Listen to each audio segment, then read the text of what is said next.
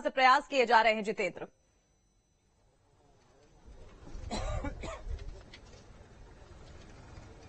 बिल्कुल, देखिए मैं सीधी तस्वीर आपको यहाँ पर दिखाना चाहूंगा कि किस प्रकार से जो रोबोट है उसको लेकर अब जो ऑपरेटिंग है वो की जा रही है। यानी कि यहाँ पर जो रोबोट है उसको नीचे डाला जा रहा है और नीचे डालने के साथ ही अब यहाँ पर जो रोबोट है उसको निकालने की जो प्रोसेस है वो की जा रही है कि कैसे भी करके रोबोट से के जरिए मासूम बच्ची को बाहर निकाला जा सके। देखिए, अगर हम रोबोट की बात करें तो यहाँ पर जो गुजरात से जो एक्सपर्ट की टीम है वो सीहोर पहुंची है और सीहोर पहुंचने के बाद ये जो काम है वो किया जा रहा है। मैं आपको बता दूं कि गुजरात की जो टीम है वो मौके पर पहुंची है और जो ऑपरेशन है वो लगभग शुरू हो गया है। और बोरवेल में हालांकि जो मिट्टी और जो पानी है वो भी कहीं ना कहीं चुनौती है और ऐसे में एक्सपर्ट का दावा है कि मडी वाटर में सेंसर के जरिए बच्ची को जो ट्रेस है वो किया जाएगा। साथ ही साथ बच्ची करीब 100 से ज्यादा फीट नीचे तक पहुंच चुकी है।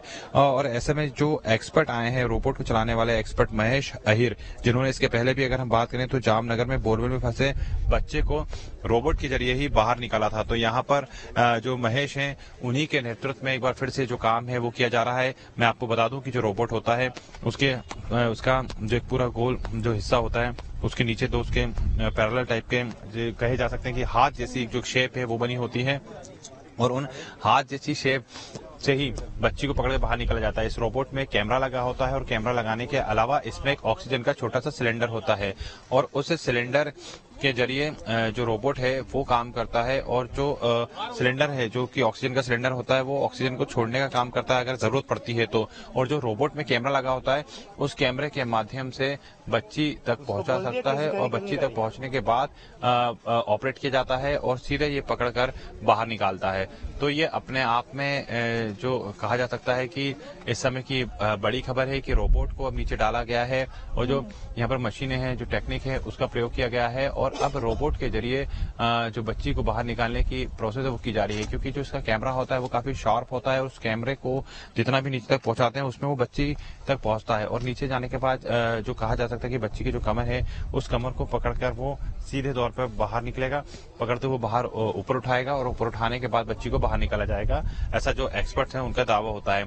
100 से ज्यादा फीट गहरी जो नीचे है वो पहुंच चुकी है और अब ऐसे में जो रोबोट है वो ये काम कर रहा है कि किस तरह से बच्ची तक पहुंचना है और उसके पहुंचने के बाद उसे वहां से बाहर निकालना है। तो अपने आप में जो नई ट्रिक है ये अपनाई गई है, उस ट्रिक के माध्यम से बच्ची को जो बाहर निकालने का प्रयास है वो किया जा रहा है। तो अपने आप में इस वक्त की बड़ी खबर की जो ऑपरेशन है वो शुरू हो चुका है। इसके पहले भी हमने देखा कि लगातार जो अलग अलग ऑपरेशन थे वो शुरू किए गए थे, जिसमें एक ऑपरेशन आर्मी के साथ का भी था और अब यहाँ पर हम देख रहे हैं कि लगातार जो रोबोट है उसके जरिए बच्ची को बाहर निकालने का जो प्रयास है वो किया जा रहा है। इन तस्वीरों में आपको दिखाना चाहूंगा कि जो रस्सी है वो की गई थी, नीचे डाली गई थी, अब उसको ऊपर की ओर खींचा जा रहा है। तो देखिए, पहले रस्सी को नीचे डाला गया था, काफी नीचे तक उसको पहुंचाया गया था और अब एक बार फिर से रस्सी है उसको ऊपर की ओर खींचा जा रहा है। क्योंकि ऐसा माना जाता है कि जो रोबोट है वो बच्ची को पकड़ लेता है और पकड़ने के बाद तुरंत उसे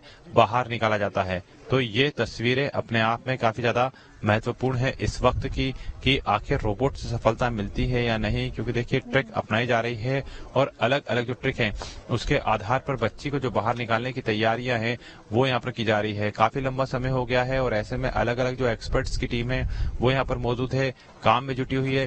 गुजरात से जो बोरवेल जो रेस्क्यू ऑपरेशन रोबोट है वो आया है और ये जो रोबोट है ये यहाँ पर लगातार जो काम है, जो प्रयास है वो कर रहा है कि कैसे भी करके मासूम सृष्टि को बाहर निकाला जा सके। तो अपने आप में ये जो तस्वीरें हैं ये तस्वीरें बता रही हैं कि जो ऑपरेशन है उसको करना है। देखिए, जैसे कि मैं आपको दिखाऊं, जो रोबोट है आप यहाँ देखेंगे कि सामने तस्वीर में आपको नजर आएगा कि जो रोबोट है उसको भी नीचे डाला गया था। हालांकि अभी इस फर्स्ट उस पहल में जो सफलता है वो नहीं मिल पाई है क्योंकि यहाँ पर हमने देखा कि किस प्रकार से जो रोबोट है उसमें आप देख सकते हैं कि पूरी तरीके से जो एक कैमरा है वो लगा है और कैमरा लगने के साथ ही इसमें ऑक्सीजन का जो सिलेंडर है वो भी फिट किया गया है और इसके अलावा इसमें अलग अलग तकनीक के साथ जो कैमरे हैं वो सेट किए जा रहे हैं। यानी कि अगर आप रोबोट को नीचे नीचे डालेंगे तो रोबोट के जो नीचे कैमरे लगे होते हैं वो इतने शार्प होते हैं कि नीचे तक जो अगर काफी भी ज्यादा अंधेरा क्यों ना हो उसको वो कवर करते हैं और नीचे तक पहुंचते हैं।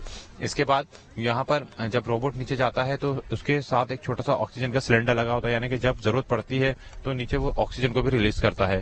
साथ ही साथ उसमें तो हाथ जैसे शेप के कहा जा सकता है बने होते हैं कि जब रोबोट नीचे पहुंचता है और जब उसको उसका टारगेट मिलता है तो कमर से पकड़ते हुए या फिर इस प्रकार से, क्योंकि उसका जो नीचे के पैरेलल चीज होती है वो प्लास्टिक के या फिर फाइबर के बनाए होते हैं जो काफी हार्ड होते हैं, और ऐसे में उसके जरिए यहाँ पर नीचे पहुंचाया जाता है। पहुंचाने के बाद उसको पकड़कर ऊपर लाया जाता है। तो इस टेक्निक के आधार पर जो काम है वो किया जा रहा है, इन उम्मीदों के साथ कि जल्द से जल्द इस रेस्क्यू ऑपरेशन में सफलता मिले। और जो पिछले कई घंटों से हम देख रहे हैं, 41 घंटे से ज्यादा का समय हो गया है, ये घंटे जल्द से जल्द खत्म हो, जल्द से जल्द रेस्क्यू ऑपरेशन में सफलता मिले और जल्द से जल्द जो मासूम बच्ची है वो बाहर निकले। तो ये तमाम जो चीजें हैं वो यहाँ देखने को मिल रही हैं और अलग अलग जगह का काम भी अभी भी जारी है। और देखिए, जैसे मैंने आपको बताया कि जामनगर से जो एक्सपर्ट थे, ये देखिए यहाँ पर अभी जो खुदाई का काम है उसको एक बार फिर से रोक दिया गया है। अभी थोड़ी देर पहले यहाँ पर खुदाई का जो काम था वो चल रहा था, लेकिन एक बार उसको फिर से रोका गया है, स्टॉप किया गया है। और अब सबकी जो नजर है वो सिर्फ रोबोट पर है कि अब रोबोट किसी भी प्रकार से नीचे जाकर जो मासूम सृष्टि है उसको बाहर निकालने। लगातार जो ज्वाइंट ऑपरेशन है वो चलाया जा रहा है और इस ज्वाइंट ऑपरेशन के साथ यहाँ पर ये कहा जा रहा है कि जल्द से जल्द जो रोबोट है वो उसको निकाला जा सके। तो पूरी तरीके से जो टीम है वो काम कर रही है। अब ये देखना होगा कि आखिर कब तक उस बच्ची तक ये रोबोट पहुंचता है और रोबोट पहुंचने के बाद मासूम सृष्टि को बाहर निकालता है।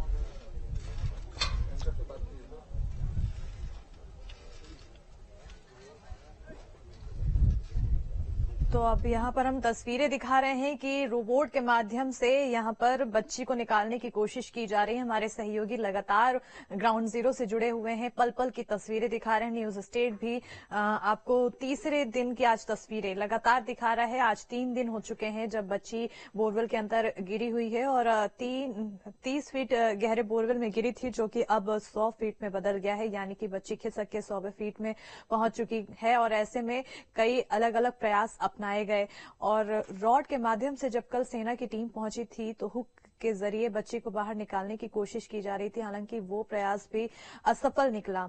अब जिसके बाद खुदाई भी की गई, लेकिन अभी फिलहाल में खुदाई का काम रोक दिया गया है क्योंकि पैरेलल टनल बना के बच्ची को निकालने की योजना बनाई गई थी। पर यह बिल्कुल भी संभव नहीं हो पा रहा है कि 100 फीट नीचे तक गहरा गड्ढा खोदा जाए और बच्ची को यहाँ पर बाहर निकाला जाए। रोबोट के माध्यम से यहाँ पर निकालने की कोशिश की जा रही है। जितेंद्र, रात भर की अगर बात की जाए तो रात भर आखिर कैसी हलचल रही और क्या क्या प्रयास अपनाए जा चुके थे?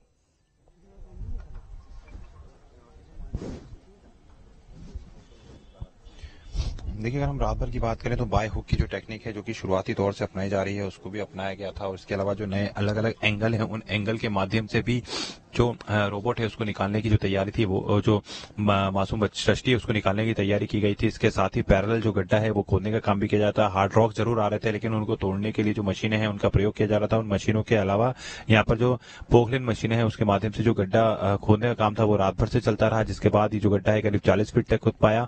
और अब इसके साथ ही जो सेना के जवान और जो टीम थी वो यहाँ पर ये प्रयास कर रही थी कि कैसे भी करके जो रोबोट है वो यहाँ पर पहुंचे। लेकिन उसके पहले जिस प्रकार से बाय हुक और जो एंगल के जरिए कहीं ना कहीं जो निकालने का प्रयास था वो किया जा रहा था, उसमें हालांकि सफलता नहीं मिल पाई, जिसके बाद रोबोट अब सुबह आया है और रोबोट ने अब जो रेस्क्यू ऑपरेशन है वो शुरू कर दिया है। क्योंकि नीचे देखिए पानी आ चुका है, जिस प्रकार से जो सूचना निकल कर आई है उसमें ये बताया जा रहा है कि नीचे पानी आ चुका है और ये पानी ही है जो परेशानी का सबब बनता जा रहा है, जो परेशानी का कारण बनता जा रहा है। और इसके अलावा देखिए, क्योंकि अगर हम गहराई की बात करें तो गहराई भी काफी ज्यादा है। 100 फीट नीचे तक चले जाना बच्ची का अपने आप में ये सबसे बड़ी चिंता का विषय है कि इतनी नीचे जाकर किस प्रकार से जो रेस्क्यू ऑपरेशन है उसको किया जाएगा। क्योंकि 45 फीट तक या 60 फीट तक तो हमने देखा है कि जब रेस्क्यू ऑपरेशन की जो टीमें हैं वो लगातार पैनल जो टनल है वो बनाती है, उसके बाद बच्चों को बाहर निकालती है। लेकिन यहाँ पर तो आप सोचिए कि 100 फीट से ज्यादा गहराई तक अगर कोई मासूम चला गया है तो उसको बचाने के लिए कहीं ना कहीं जद्दोजहद तो करनी पड़ रही है, वहीं परेशानियों का सामना भी करना पड़ रहा है रेस्क्यू टीम को। यही वजह है कि अब रोबोट का सहारा लिया जा रहा है। देखना होगा कि रोबोट की इस टेक्निक में कितनी सफलता टीम को मिलती है और जल्द से जल्द बच्ची को बाहर निकाला जाता है। बिल्कुल। अगर रोबोट की बात की जाए, ये रोबोट कितना खास है? इसको कब कब रेस्क्यू के समय में इसका इस्तेमाल किया गया है? इसकी खासियत क्या है?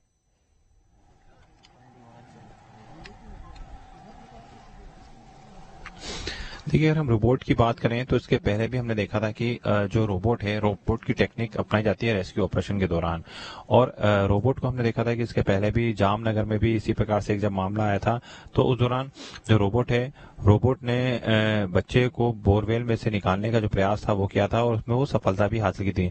और बोरवेल में जिस प्रकार से कहा जाता है कि जब रोबोट पहुंचता है तो बच्चे को अपने गिरफ्त में ले लेता है, उसके बाद ऊपर निकालता है।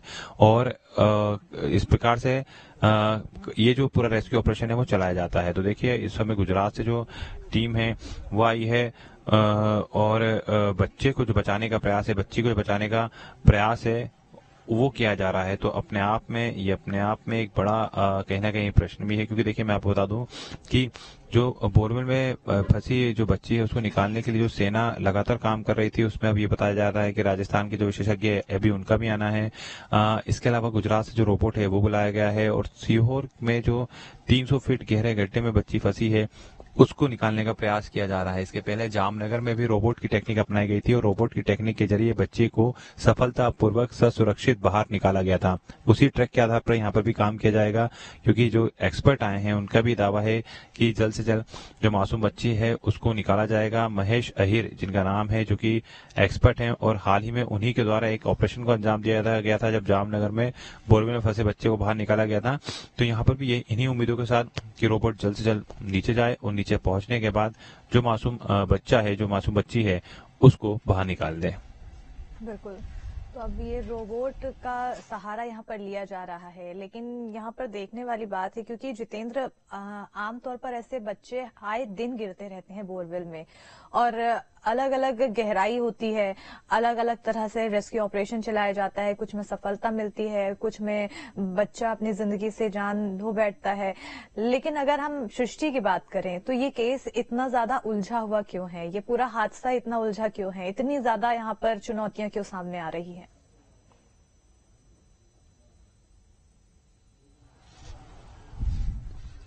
देखिए, इस केस में सबसे पहले अगर हम बात करें तो एक केस जो उलझा है उसका पहला जो कारण है वो ये है कि जो बच्चा यहाँ पर जो 300 फीट का गहरा गड्ढा खोदा गया था उस पे किसी भी प्रकार की कोई कैसिंग नहीं लगाई गई थी। अगर उस पे किसी प्रकार की कैसिंग लगी होती तो शायद आज इतना ज्यादा जो परेशानी का सामना यहाँ पर रेस्क्यू टीम को करना पड़ रहा है वो नहीं करना पड़ता, क्योंकि जो मासूम बच्ची है वो उस कैसिंग के ऊपर ही अटक जाती है और वहीं से उसको बाहर निकाल लिया जाता।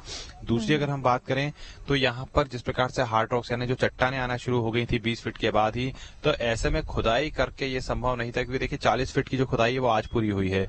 तो ऐसे में अगर बच्ची 30 फीट पर जो शुरुआती दौर में फंसी थी तो कम से कम आज ये खुदाई पूरी होती है और आज से यहाँ पर टनल बनने का जो काम था वो शुरू होता, जो कम से कम 12 घंटे तक चलता। तो यानी कि आज का पूरा दिन और आज की रात भी खुदाई के दौरान अगर हम सोचें कि जब बच्ची 35 फीट पर फंसी हुई थी तो उस दौरान इतना समय लगता, क्योंकि हार्ड रॉक्स काफी ज्यादा हैं यहाँ पर, चट्टानें काफी ज्यादा हैं। तो वो ऑपरेशन भी सफल नहीं हो पाया। उसके बाद ये टेक्निक अपनाई गई कि अब बच्ची को निकालने के लिए जो बाय हुक है उसका सहारा लिया जाए।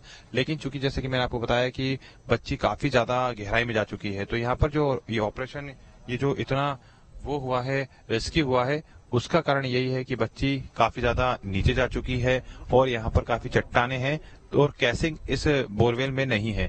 यही सबसे ज्यादा जो परेशानी का सबब है वो बना हुआ है। बिल्कुल।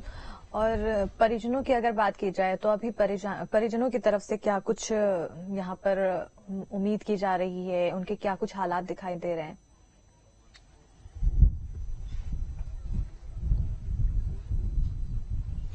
बिल्कुल, देखिए, परिजनों की अगर हम बात करें तो जाहिर सी बात है कि अगर इस प्रकार की घटना किसी घर में होती है तो उनका हाल वर्तमान में क्या होगा ये शायद सभी लोग जान सकते हैं। और ऐसे उसके जो माता पिता हैं उनका भी जो हाल है वो किसी से छुपा नहीं है। उनके मन में, उनकी आंखों में सिर्फ एक ही दृश्य नजर आ रहा है कि जल्द से जल्द इस बहुत गहरी बोरवेल में, इस मौत की बोरवेल जो है, जो इतनी गहरी खाई में बनी हुई है, इसके अंदर से उनकी बेटी को बाहर निकाला जा सके और बाहर निकालने के बाद उनकी बच्ची उन्हें सुपुर्द कर दी जा सके। तो ये तमाम जो चीजें हैं वो यहाँ पर देखने को मिल रही हैं। हालांकि उम्मीद यही है कि जल्द से जल्द जो बोरवेल है उसके अंदर से मासूम बच्ची को निकाला जा सके और इस रेस्क्यू ऑपरेशन को खत्म किया जा सके। ज्वाइंट ऑपरेशन चलाया जा रहा है और लगातार इस ज्वाइंट ऑपरेशन के जरिए प्रयास सिर्फ एक है कि मासूम बच्ची को निकाला जा सके। लेकिन जिस प्रकार से मैंने आपको बताया कि 100 फीट का जो गड्ढा है वो काफी अपने आप में ज्यादा बड़ा होता है और इसके अलावा इस 100 फीट के गड्ढे के साथ साथ जो चट्टानें बीच में आई हैं वो कहीं ना कहीं परेशानियों का सबब बनती गई हैं और यही वजह है कि ये जो रेस्क्यू ऑपरेशन है वो थोड़ा सा डिले होता जा रहा है, थोड़ा सा लंबा होता जा रहा है। लेकिन उम्मीदों के साथ साथ दुआओं का जो दौर है वो भी जारी है कि जल्द से जल्द जो मासूम बच्ची है उसको बाहर निकाला जा सके, ताकि वो जल्द से जल्द यहाँ पर एक बार फिर से अपने गांव में खेल सके। और यहाँ पर देखिए, अगर मैं आपको बताऊं तो जो तैयारियां हैं वो पूरी की जा चुकी हैं। स्वास्थ्य विभाग की तरफ से यहाँ पर पूरी तरीके से जो एम्बुलेंस की टीम है वो है, एम्बुलेंस तैयार की जा चुकी है और सीधे उसको उसी स्पॉट पे लगाया गया है जहाँ पर बोरवेल खुदी हुई है। यानी कि जैसे ही अगर बच्ची बाहर निकलती है तो उसको तुरंत एम्बुलेंस के माध्यम से जिला अस्पताल सीहोर लेकर जाया जाएगा और वहां से उसके माता पिता को सुपुर्द किया जाएगा। तो अभी यहाँ पर सिर्फ और सिर्फ यहाँ पर इसे यही कहा जा सकता है कि पूरी तरीके से उम्मीद यही है कि जल्द से जल्द बच्ची को निकाला जाए और यहाँ पर आने के बाद, क्योंकि जो एम्बुलेंस है वो बेसिक लाइफ सपोर्ट यानी कि BLS जो कि मध्य प्रदेश सरकार की एम्बुलेंस है उसको यहाँ पे लगाया गया है और ऐसे में जल्द से जल्द यहाँ से बच्ची बाहर निकले और उसके बाद ये रेस्क्यू खत्म किया जा सके। इन्हीं उम्मीदों के साथ जो काम है वो किया जा रहा है। लगातार जो रोबोट है उसकी मदद ली जा रही है और उसमें लगातार जो प्लान है वो चेंज किए जा रहे हैं, क्योंकि देखिए जो गहराई है उस गहराई के अंदर दिक्कत यही है कि आखिर जो पानी है वो भी है, इसके अलावा जो हाइट है वो काफी ज्यादा लंबी है और ऐसे में जो रोबोट का ऑपरेटिंग सिस्टम है वो कितनी दूर तक काम करेगा ये भी देखने वाली बात है। तो इन तमाम चीजों को लेकर जो काम है वो किया जा रहा है, लेकिन उम्मीद यही है कि जल्द से जल्द वो मासूम बच्ची पास होगी, जल्द से जल्द वो मासूम बच्ची बाहर होगी और वो सकुशल होगी। बिल्कुल सकुशल होगी, यही उम्मीद जताई जा रही है। हालांकि जो संकेत मिल रहे हैं जितेंद्र, वो संकेत अच्छे संकेत तो नहीं दे रहे हैं। लेकिन अगर हम राहुल साहू के केस को अगर एक बार फिर याद करें, 105 घंटे कड़ी मशक्कत के बाद राहुल साहू को बाहर निकाला गया और राहुल साहू बिल्कुल सुरक्षित था, उसे अस्पताल पहुंचाया गया तुरंत। ऐसे में ही उम्मीद यहाँ भी यही की जा रही है। आज तीसरा दिन है और आज तीसरे दिन के साथ ही उम्मीद ये की जा रही है कि आज ही सृष्टि को बाहर निकाल लिया जाए और वो सुरक्षित रहे, उसके लिए दुआएं मांगी जा रही है, उम्मीद की जा रही है। राहुल साहू से अगर कंपेयर करें तो इस केस में क्या कुछ बदलाव है?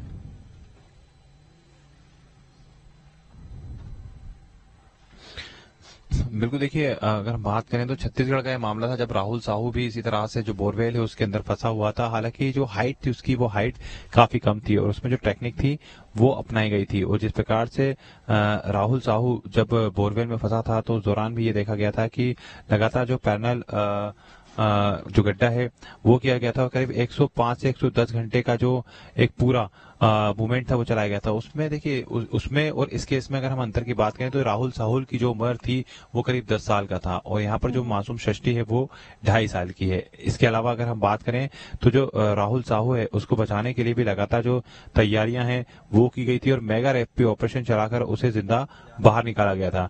हाँ, इसके अलावा साथ में हम बात करें तो जो राहुल साहू है वो 60 फीट जो गहरा गड्ढा है वो कहीं ना कहीं इस पूरे गहरे गड्ढे में गया था और यहाँ पर जो एक पूरा पैरेलल अगर हम बात करें गड्ढे की तो ये करीब 100 से ज्यादा है। यानी कि राहुल साहू जहां पर फंसा हुआ था वो 60 फीट था, 10 साल की उसकी उम्र थी और यहाँ पर जो सृष्टि है वो 100 फीट से भी ज्यादा नीचे जा चुकी है। नीचे कई परेशानियां हो रही है, पानी का भी जो एक अंदेशा है वो जताया जा रहा है और ऐसे में बच्ची की उम्र भी काफी कम है। तो दोनों ही केस में काफी ज्यादा अंतर नजर आ रहे हैं। खासतौर पर बच्ची की उम्र का भी कम होना अपने आप में ये दिक्कतों भरा है, क्योंकि 10 साल का अगर राहुल साहू उसके अंदर गिरा था तो उस दौरान उसको वो अपने मूवमेंट पर नजर बनाया हुआ था, उसको खाने पीने की चीजें दी जा रही थी, लगातार जो ऑक्सीजन की चीजें थी वो उसको दी जा रही थी। नीचे 60 फीट पर जाकर वो फंस गया था और ऐसे में ट्रिक अपनाकर 105 घंटे तक रेस्क्यू ऑपरेशन चलाया गया और उन 105 घंटों में सफलता मिली थी छत्तीसगढ़ में और राहुल साहू को बाहर निकाला गया था। लेकिन यहाँ का अगर हम केस देखेंगे तो ये पूरा केस उससे काफी विपरीत है, क्योंकि 100 फीट से ज्यादा गहरा गड्ढा होना, बच्ची की उम्र 2.5 साल होना, बच्ची के मूवमेंट को लेकर सही तरीके के जवाब ना निकल कर आना, ये अपने आप में बताता है कि जो केस है यहाँ का वो काफी ज्यादा क्रिटिकल है। बिल्कुल। और अगर बात की जाए रेस्क्यू टीम की, जब एसडीआरएफ, एनडीआरएफ और प्रशासन की टीम पहुंची थी, रेस्क्यू किया जा रहा था, उसके बाद आर्मी की एंट्री होती है। ऐसे में आर्मी की एंट्री के बाद क्या कुछ बदलाव किए गए, रणनीतियां किस तरह से अपनाई की गई, जो एनडीआरएफ की स्ट्रैटेजीज थी उससे कितना अलग आर्मी टीम की यहाँ पर स्ट्रैटेजीज निकलकर सामने आई?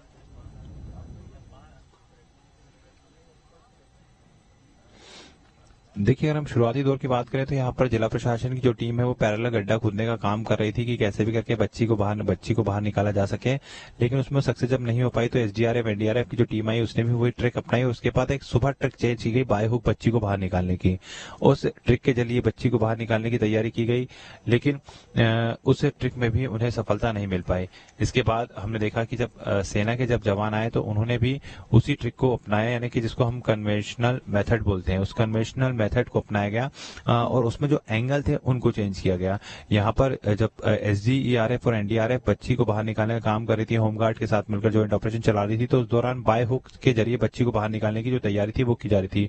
सेना जब आई तो सेना ने इस प्लान को चेंज किया और यहाँ पर प्लान चेंज करने के बाद बाय हुक ही ट्रिक अपनाई, लेकिन उसमें कई जगह जैसे उसमें अम्ब्रेला ट्रिक अपनाई गई कि एक अम्ब्रेला जैसा आकार का बनाया गया, उसको बाहर निकाला गया। और इसके अलावा यहाँ पर ये भी देखा गया कि किस तरह से जो बच्ची है वो निकाली गई। और देखिए एक बार मैं आपको कुछ तस्वीरें यहाँ पर दिखाऊंगा। बिल्कुल जितेंद्र, तो लगातार यहाँ पर प्रयास किए जा रहे हैं कि बच्ची सुरक्षित बाहर निकल जाए, उसके लिए दुआएं मांगी जा रही है। तस्वीरों में लगातार नजर बनाए रहेंगे, आप बने रहिएगा हमारे साथ।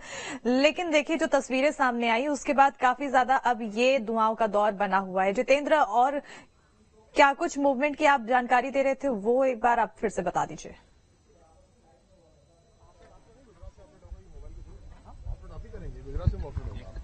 हाँ जी, गुजरात। जितेंद्र, कुछ मूवमेंट हो रही है यहाँ पर, कुछ हलचल हो रही है, क्या कुछ इसको लेकर पॉजिटिव रिस्पॉन्स यहाँ पर दिख रहा है? उसका प्रोसेसिंग हो रहा है, जैसे ही प्रोसेसिंग हो जाएगा तो हमें पता चल जाएगा क्या हालत है, और अगर हमें उसको रेस्क्यू करना है तो हमें किस प्रकार से रेस्क्यू करना है, कौन सी टेक्निक से रेस्क्यू करना है। समय कितना लगेगा लगभग? देखिए, डेटा आने में 20 मिनट का टाइम लग जाएगा। उसके बाद हम तय करेंगे कि किस प्रकार से रोबोटिक्स आर्म्स अंदर डालने हैं और उसको। सर अगर बात करें रोबोट की तो किस प्रकार से प्रोसेस इसकी होती है और किस प्रकार से बच्ची को वो अपने ऊपर लेकर और सीधे लेकर आएगा? देखिए, इसमें रेडियो फ्रीक्वेंसी, रडार फ्रीक्वेंसी, वो साउंड वेव की मदद से हमें पता चल जाता है कि बच्चा किस प्रकार की हालत में फंसा हुआ है, और उसी प्रकार से हम आगे अलग अलग अटैचमेंट जोड़ के बच्चे को रेस्क्यू करेंगे। अगर हम बात करें तो कहाँ का सफलता रोबोट जो टेक्निक है उससे मिल पाई है, और आगे क्या लगता है इस केस को लेकर, क्योंकि 100 फीट से ज्यादा का जो गड्ढा है वो बताया जाएगा। मामले सामने आते रहते हैं। हाँ, मामले सामने आते रहते हैं, इसीलिए हमने ये इन्वेंशन राष्ट्र को ही समर्पित किया है, और हमने अब तक 5 से 6 रेस्क्यू सफल किए हैं। अभी आए हैं, देखते हैं, हमारा फर्स्ट डेटा स्कैन होगा, उसके बाद पानी की कोई समस्या नीचे आ रही है क्या, कोई वाटर? पानी की तो समस्या है, पानी है अंदर, लेकिन अभी देखते हैं, डेटा आने से पहले मैं कुछ नहीं कह सकता। महेश आहिर। तो देखिए, महेश आहिर जी आए हैं गुजरात से, और ये वही महेश आहिर जी हैं जिन्होंने जामनगर सहित कई ऐसे जो रेस्क्यू है वो किए हैं, उसमें सफलता भी उन्हें हाथ लगी। और साफ तौर पर उनका कहना है कि जैसे ही डेटा आएगा, उस डेटा आने के बाद वो जो रेस्क्यू ऑपरेशन है उसको फिर से करेंगे। और देखिए एक बार फिर से यहाँ पर जो प्रभारी कलेक्टर हैं उनके बयान में आपको सुनवाऊंगा थोड़ा सा। उतनी सफलता हाथ नहीं लगी, तो पूरी रात ये जो मैनुअल डिगिंग पैरेलल चल रही है वो चली है, आप लोगों ने भी देखा है। और जो अभी सुबह टीम आई है, ये एक बहुत ही वेल ट्रेन टीम है, और इन लोगों ने पहले भी रेस्क्यू किया। अभी जामनगर में भी जो 4 दिन पहले रेस्क्यू हुआ था उसमें भी इन्हीं लोगों ने किया था। वो सारे इक्विपमेंट लेके आए हैं, रात भर ट्रेवल करके दिल्ली से अभी आए हैं ये लोग, गुजरात की टीम है, और इन्होंने अच्छा इक्विपमेंट बनाया हुआ है। प्रिलिमिनरी डेटा और सर्वे हो चुका है, वो डेटा प्रोसेस हो रहा है, उसके आधार पे कौन सा अटैचमेंट, कौन सा फिक्सर लगेगा डिसाइड करके आगे बढ़ेंगे। सर अगर हम बात करें तो अभी तक इस रेस्क्यू ऑपरेशन में जो परेशानी का कारण है वो क्या क्या बनता आया है शुरुआत से लेकर, अगर अभी तक की हम पूरी बात करें? सबसे बड़ा परेशानी का कारण तो जो रॉकी स्ट्रेटा है बगल में, वो सबसे बड़ा परेशानी का कारण है, क्योंकि उसकी वजह से हम लोग अभी वो नॉर्मली उस डेप्थ पे पहुंच नहीं पाए हैं। यदि रॉकी स्ट्रेटा नहीं होता तो हम लोग अभी तक पहुंच के और उस लेवल पे पहुंच गए होते। ये सबसे बड़ा चैलेंज है। क्या उम्मीद, कितना समय? ये जो टीम आई है इससे हमें उम्मीद है पूरी कि हम लोग इसमें सफल होंगे। सर और भी टीम बुलाई जा रही है? वो टीम भी आ रही है, ऑन द वे है। आर्मी की टुकड़ी ही है क्या? नहीं, वो आर्मी के नहीं है, वो एक एक्सपर्ट हैं जो पहले जिन्होंने ये काम किया हुआ है, कई बच्चों को रेस्क्यू किया हुआ है, एक निजी व्यक्ति कब तक आएंगे है। सर? वो निकल गए हैं वहाँ से, ऑन द वे हैं, तो शाम तक या ये अभी गड्ढे की खुदाई कितनी हो सकी सर दोपहर गड्ढे? वो लगभग 42 फीट पे आ गया है। क्या बच्ची पानी तक पहुंच गई क्या? पानी के टच में ऐसी कुछ जानकारी है क्या?